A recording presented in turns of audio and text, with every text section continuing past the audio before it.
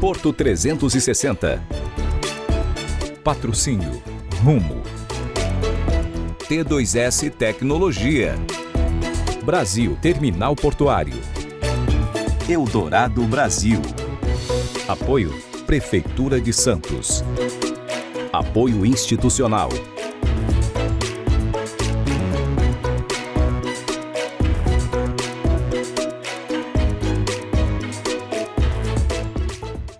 Olá, está no ar Porto 360, nosso espaço semanal para debater assuntos importantes em relação aos portos internacionais, portos do Brasil e principalmente em relação ao Porto de Santos. Esta semana tenho ninguém mais, ninguém menos do que o doutor Gessner Oliveira aqui com a gente no Porto 360. Vamos tratar não só do Summit Porto 5.0 que ocorreu em Brasília, mas também dessa agenda de investimentos que nós temos dentro do setor portuário. Doutor Gessner, obrigado pela tua presença aqui, que prazer enorme bater esse papo com você. Prazer é todo meu, Marcos. Conversar aqui sobre um assunto fundamental para a economia brasileira e sempre contar com o seu talento, sua expertise no setor. Doutor, deixa eu dar um spoiler aqui, se você me permitir, Gessner. Eu fiquei muito feliz porque o Alexandre Lopes, que é nosso diretor de jornalismo, te convidou para ser nosso colunista. Então, eu já vou dar esse spoiler aqui, eu quero ter esse direito, né? Como é que você recebeu, né, esse convite para fazer parte agora do nosso time? Eu fico muito lisonjeado de te ter ao nosso lado e queria também te pedir, depois de falar do convite, falar um pouquinho do teu livro, né? Depois a gente entra no evento, mas me fala um pouquinho do teu livro. Eu recebi o teu livro, comecei a ler o teu livro, você me presenteou com o teu livro, comecei a ler o teu livro, eu estou aqui até com ele, já já eu mostro, e me fala um pouquinho do teu livro também. Olha, eu fico duplamente lisonjeado, viu, Marcos? Primeiro, pelo convite muito honroso de ser colunista aí do Grupo Tribuna e focar em um assunto que eu gosto muito, eu reputo da maior importância, que é o foco no investimento no setor portuário. Eu estou convencido que há dois vetores para a retomada da economia brasileira. Um deles é a infraestrutura, na qual o setor portuário é essencial para justamente organizar os modais de logística, é o ponto, é o início e o término de um esforço logístico essencial para a economia brasileira. Então, esse é um dos vetores. O outro vetor é o vetor da sustentabilidade, onde o Brasil tem vantagens comparativas, mas ainda não aproveitou na sua plenitude. Então, a ideia da coluna, eu vou realmente me focar em temas de investimento no setor portuário e perspectivas de investimento, perspectivas de parcerias, de uma nova visão de Estado, que é um Estado organizador, coordenador, regulador, mas não um Estado interventor.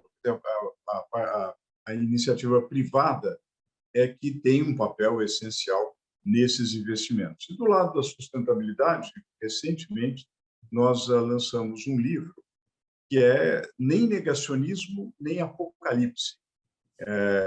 A economia do meio ambiente Daí, de já uma fica a dica, estou perspectiva mostrando aqui, brasileira. ó. E olha, o Max está lendo o livro, para nós é uma grande honra. E o que a gente quer é compartilhar com todos uma perspectiva, se me permite, eu até chamaria de uma espécie de terceira via na questão ambiental. Quer dizer, nós precisamos entender que há um problema gravíssimo de aquecimento global, há um problema gravíssimo de destruição de biomas, um problema mundial, não é um problema brasileiro, é um problema mundial. Mas há um período de transição, nós precisamos pensar a transição. Não vai ser da noite para o dia que nós vamos mudar radicalmente o modo de produção e o modo de consumo, etc. É preciso uma transição planejada. Daí o nem apocalipse.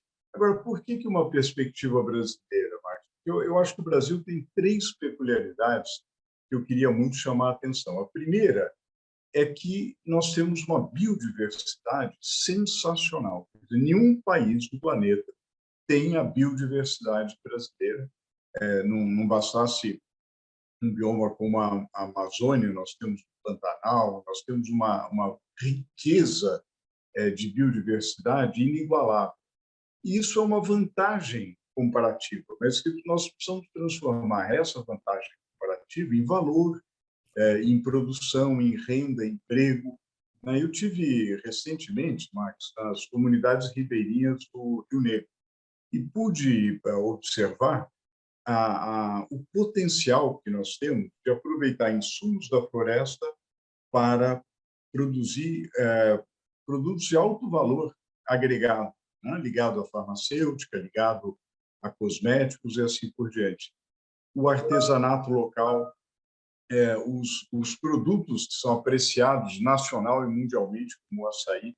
Enfim, há uma série de oportunidades a serem aproveitadas e que são conciliáveis com o agronegócio pujante. Esse mesmo agronegócio que é um grande cliente do Porto, porque nós por aí nós escoamos a nossa produção, não é verdade? Então, eu acho que nós temos aí essa perspectiva brasileira, primeiro, da biodiversidade. Segundo, nós temos, do ponto de vista de emissão de gases de efeito estufa, um padrão completamente diferente do mundo.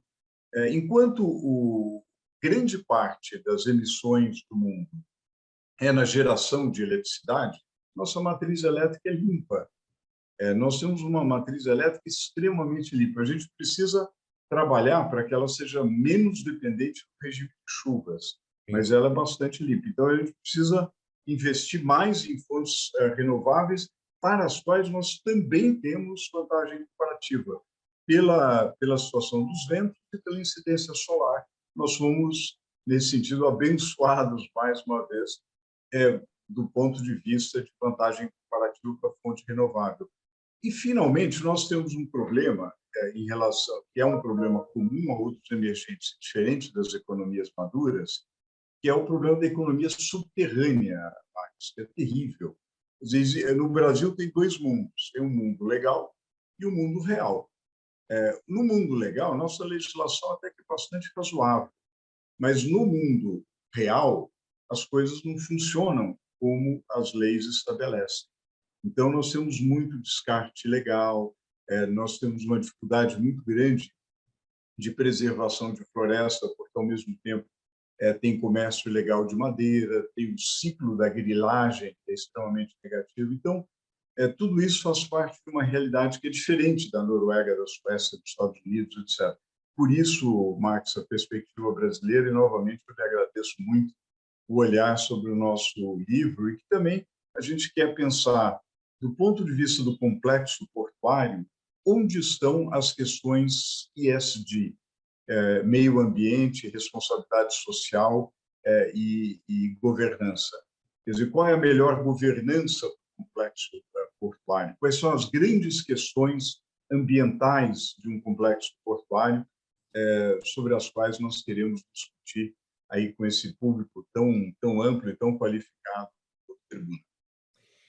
Gessner, Environment, Social and Governance, né, que é o ESG que você está colocando, eu posso afirmar, ou estou errado, né, nessa minha afirmação, de que esse é o pilar de investimento, né, que nós teremos nos próximos anos, ou seja, as empresas vão ter um olhar muito aguçado para isso, né, para ter toda a relação de governança, a relação social vinculada, evidentemente, ao meio ambiente, para que ela possa determinar os seus investimentos. A gente pode dizer que isso já não é mais uma tendência, e sim uma realidade?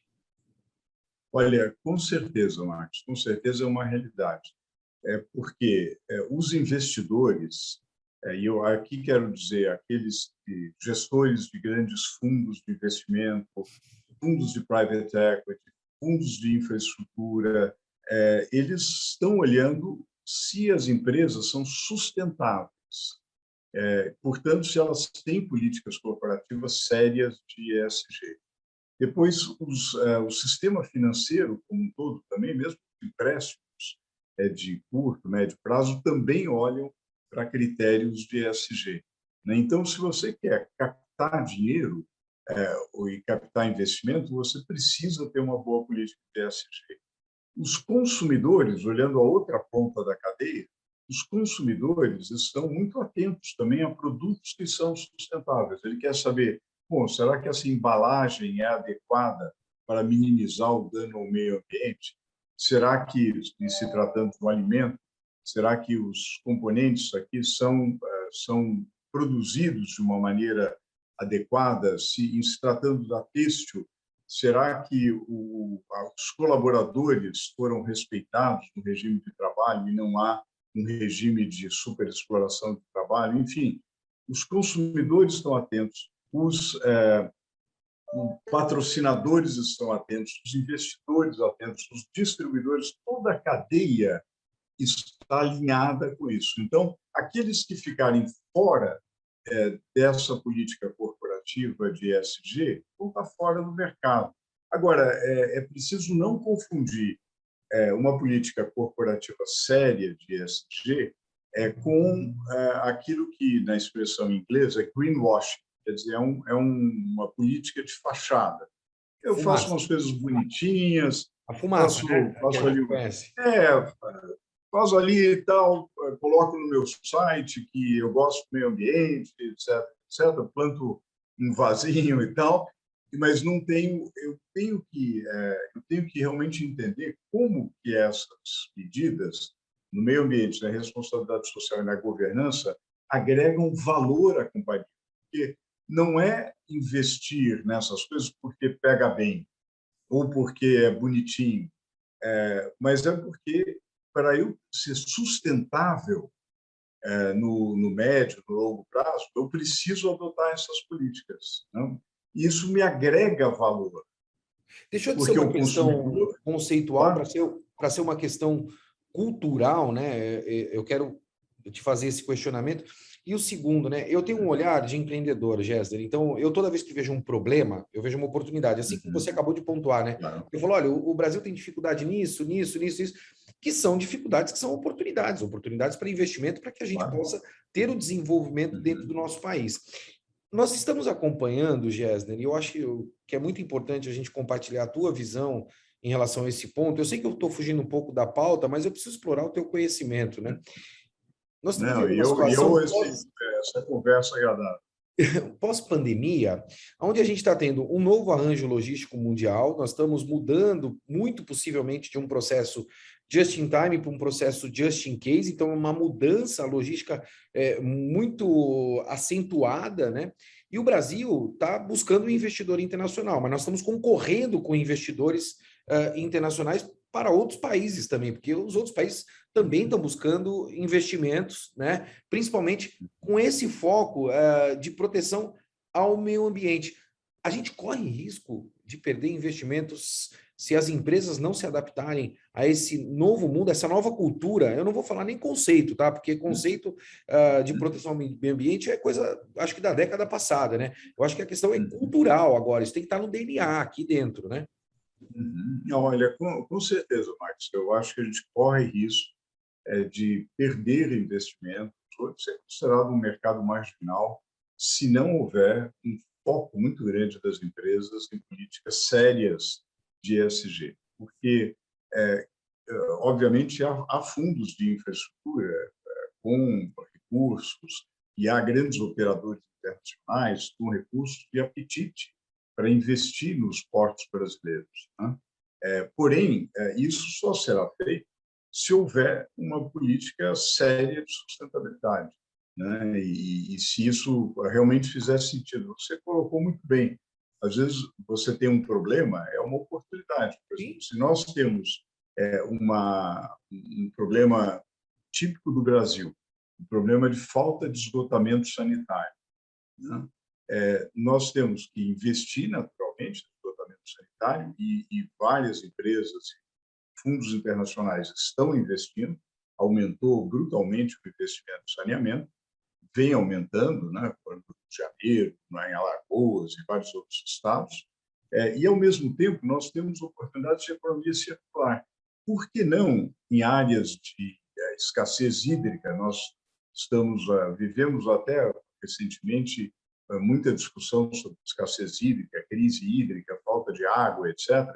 por que não produzir água de reuso para vários usos industriais? Então, não só nós atacamos o problema do esgotamento sanitário com plantas de tratamento, mas o efluente do esgoto doméstico é um insumo para a produção de água de reuso, que, por sua vez, será utilizada para a indústria, para a lavagem de vagões, para uma série de outras, para rega, para uma série de outras finalidades que fazem aquilo que é a economia circular. Se nós, até algumas décadas atrás, prevalecia uma economia linear, ou seja, você arrancava da natureza um insumo e jogava um resíduo tóxico para a natureza, que contaminava o lençol freático, contaminava e destruía uma série de regiões. Hoje não, a perspectiva para uma empresa é ela extrair de uma maneira adequada, utilizar. Se houver resíduos no processo, ela deve minimizar, tornando-se o mais eficiente possível, esse resíduo ser reaproveitado. E esse ciclo da economia circular é algo que harmoniza o processo econômico, o fluxo econômico, com o meio ambiente. Isso é essencial para que a gente seja sustentável, Marcos. Gessner, eu vou fazer uma ligação dessa questão da sustentabilidade, né, com a questão da regulação, investimentos, burocracia que a gente tem no nosso país. Eu vi em Israel, fiquei muito impressionado, né, o desenvolvimento de sítios dentro do mar para fornecimento de energia, ou seja, ele usa a onda do mar, né, para fornecer energia. Então, são verdadeiras fazendas dentro do mar.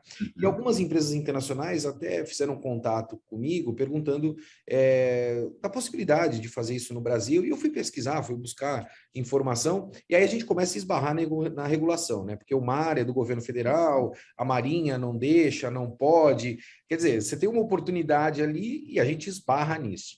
Eu escrevi um artigo também, Gessner, e aí vai a minha pergunta, né? Falando da fazenda de tomates, né? Deu uma repercussão bastante grande, porque a gente tem uma audiência enorme. Falar de Porto para quem é de Porto é fácil, mas a gente desmistificar, né, numa linguagem que todos entendam é um pouco mais difícil.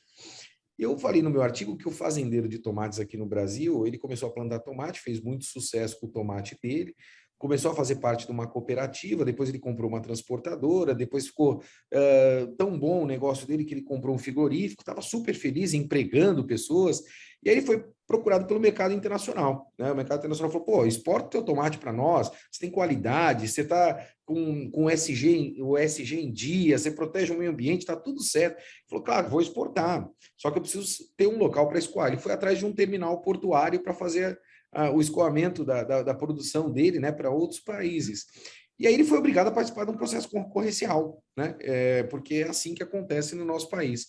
E ele perdeu para o concorrente, então ele não conseguiu mais exportar, desistiu do negócio, mandou embora 2.000 pessoas, né, mesmo o Brasil tendo 8.000 quilômetros de costa. Quer dizer, a gente tem a oportunidade para o investimento, mas nós temos uma regulação que regula demais, ou às vezes regula de menos, fazendo exercício de futurologia, imaginando que algo possivelmente possa acontecer, uma burocracia absurdamente grande, né? Porque eu costumo dizer que organização é fundamental, mas o excesso de organização é burocracia, né? E isso nós temos dentro do nosso país.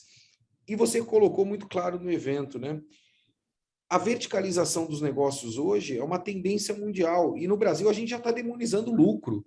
O que está acontecendo, Gessner? Por que a gente não consegue sair, né, dessa equação? A gente não acha uma solução para isso? Pois é, o Brasil é um país com talento empresarial, com vantagens comparativas como as que você mencionou e eu mencionava há pouco. No entanto, nós somos especialistas em colocar amarras, né? E a regulação, você colocou muito bem, a regulação ela é feita para facilitar. A ideia da regulação é que você tem determinadas falhas no mercado e o regulador vai estabelecer critérios racionais, de certa forma, o regulador ele deveria ser aquele juiz de futebol que não aparece, que ninguém percebe que ele está lá. Você se concentra na beleza de um jogo de futebol, não nas atitudes do juiz. Tá? Quando o juiz aparece muito, é que tem algo errado.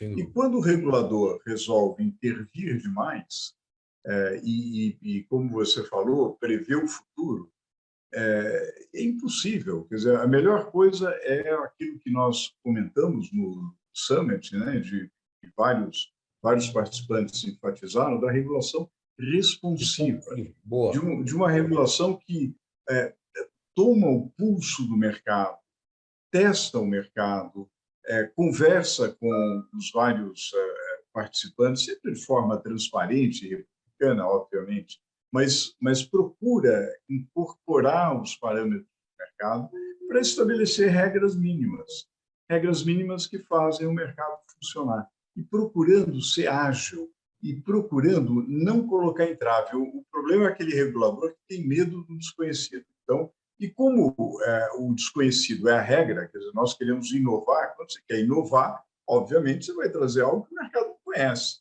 E quando você traz algo que o mercado não conhece, o regulador precisa ser sensível e falar assim, será que isso não vai gerar eficiência?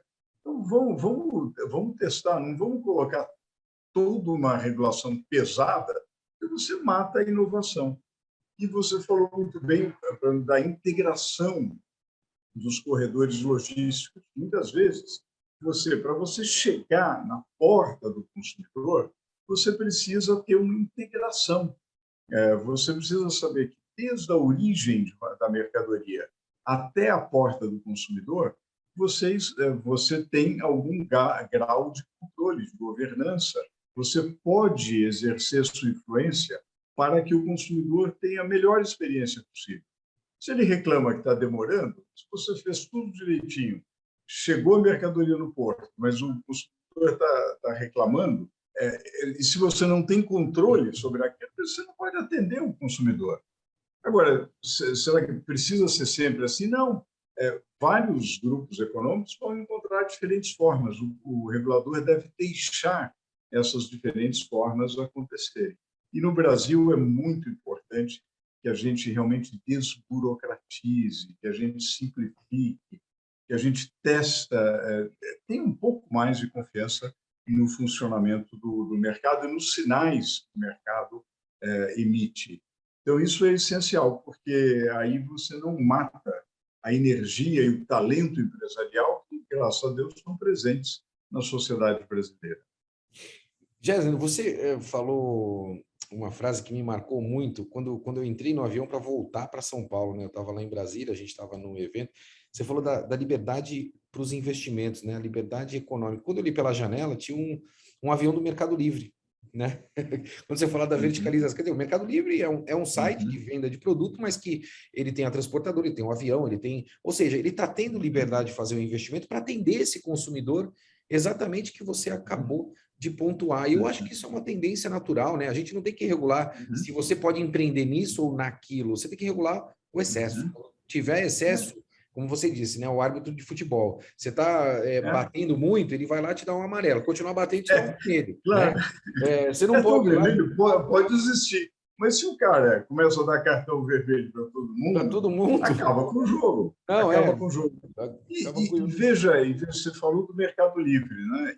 Você tem integração para frente e para trás. Suponha, por exemplo, que você consiga inovar muito e ter um serviço de streaming extremamente interessante e que você conquiste o mercado rapidamente, etc. Você fala, puxa, eu quero dar um conteúdo e eu quero esse tipo de conteúdo. Por que você não pode produzir o conteúdo e oferecer o conteúdo? Alguém vai falar, puxa, mas você vai controlar tudo, o conteúdo, o serviço de streaming, você vai ser dono do mundo. Não, porque você não é o único gênio. Vai aparecer um outro canal verticalizado, integrado, que também vai oferecer. Então, assim, olha, eu também tenho boa produção, eu também tenho bom serviço e tenho uma baixa assinatura. Ou seja, você oferece uma solução para o consumidor. Eu acho e a mesma coisa que se o aplica ao consumidor, né, serviço. Gésner? Francamente falando, a gente tem casos clássicos disso, você acabou de mencionar aí, é o caso da Netflix, eu vou falar o nome aqui, não vejo problema nisso, porque hoje ela está produzindo, né? Nós tínhamos aí a Blockbuster, que era, vamos dizer assim, um ícone de locação, e qual era o grande problema? Que você era penalizado, o consumidor era penalizado porque atrasava para retomar. Por isso que quebrou o negócio. O negócio quebrou por causa disso, né? A Netflix falou: não vou te penalizar. Se aluga um dia, pega um dia para você. Se alugou 30, pega 30 dias para você. É a facilidade da inovação. Jéssica, a gente está chegando ao final do nosso programa, mas eu preciso te fazer mais uma pergunta. Puta, que papo gostoso, eu queria ter outras oportunidades para a gente conversar mais. A gente está vivendo um momento econômico dentro do nosso país, onde a gente vem exportando significativamente com um dólar, né, extremamente flutuante aí de acordo com as condições de mercado. E óbvio que isso favorece a exportação do nosso commodities e a gente percebe que o agronegócio vem impulsionando as suas operações de maneira significativa. Mas, por outro lado, a gente tem um problema com a nossa indústria nacional, né? Uma indústria completamente sucateada, e a gente precisa importar produtos. E com o dólar a R$6, fica muito complicado, né? Batendo na casa dos R$6. Isso está gerando um processo inflacionário muito grande aqui dentro do nosso país. Eu já falei isso no ano passado, né? Quando começou a pandemia, eu falei, gente, precisamos acender a luz para isso, porque vai dar problema lá na frente.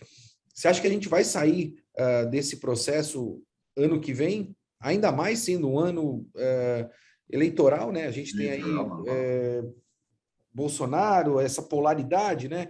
Eu costumo dizer, você foi muito feliz no nome do teu livro, né? Nem apocalipse, nem negacionismo. É uma polaridade absurda, é todo mundo confuso. O que a gente pode falar para essa nossa audiência, né? Na tua visão, como um dos maiores economistas do nosso país, em relação à perspectiva para o ano que vem?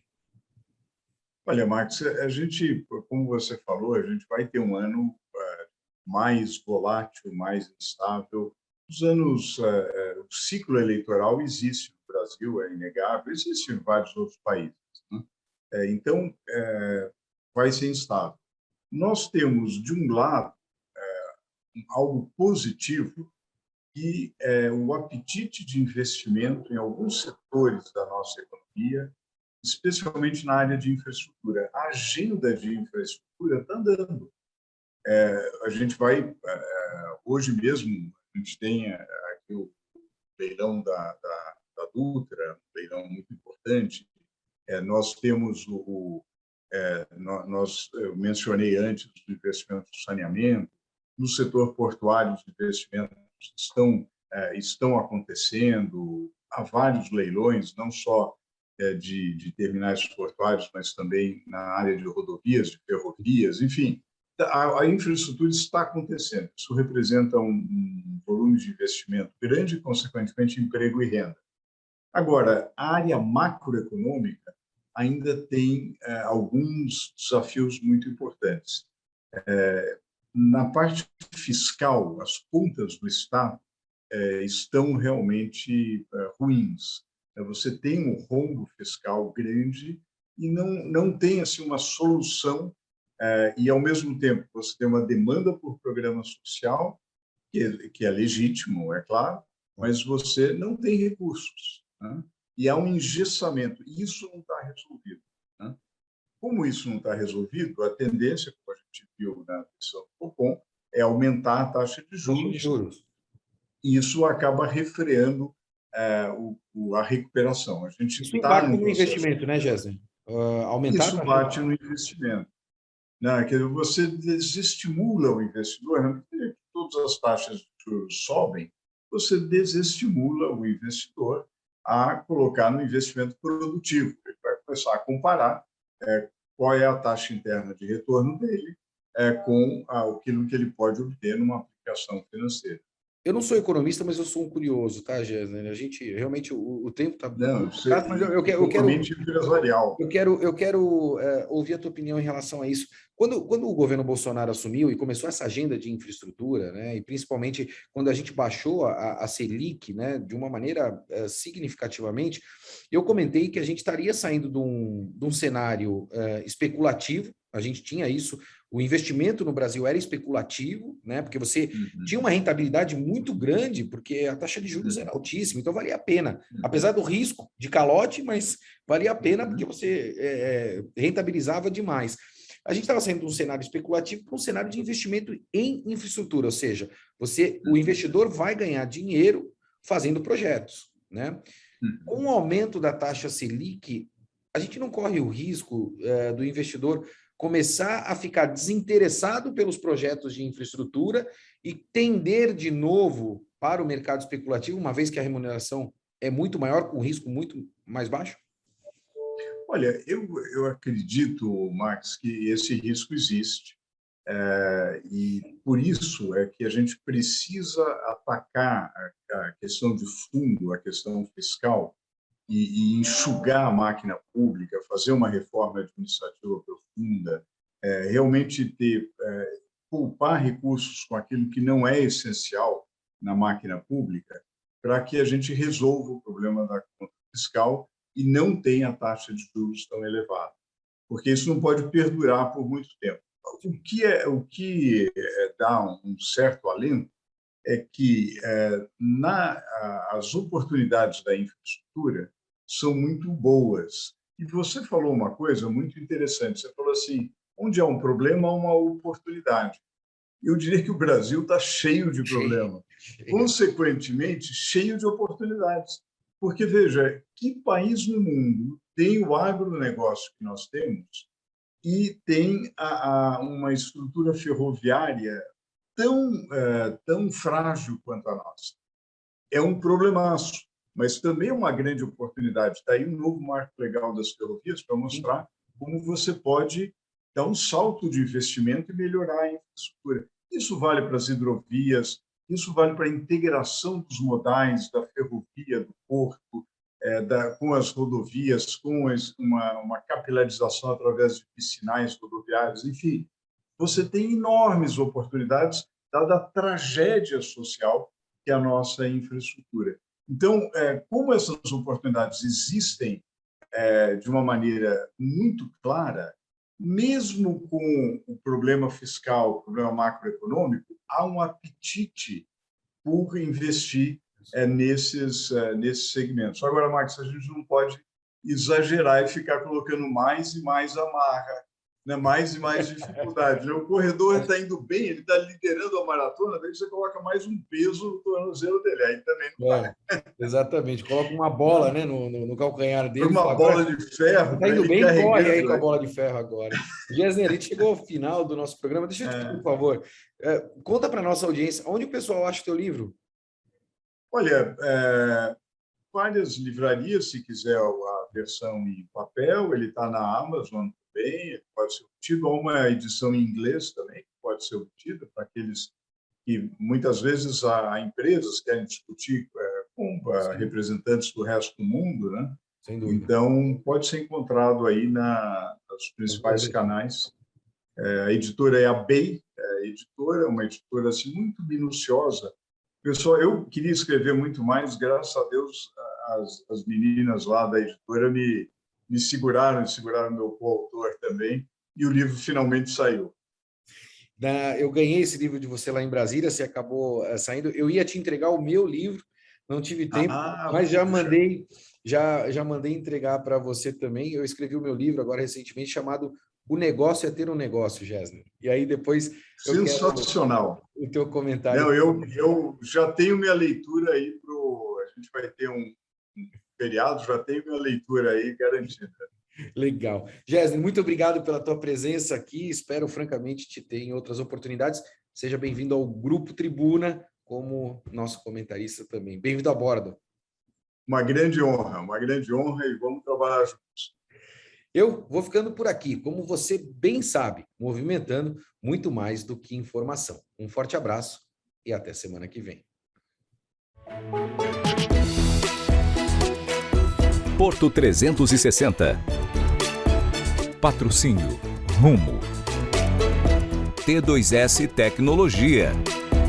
Brasil Terminal Portuário. Eldorado Brasil. Apoio Prefeitura de Santos. Apoio institucional.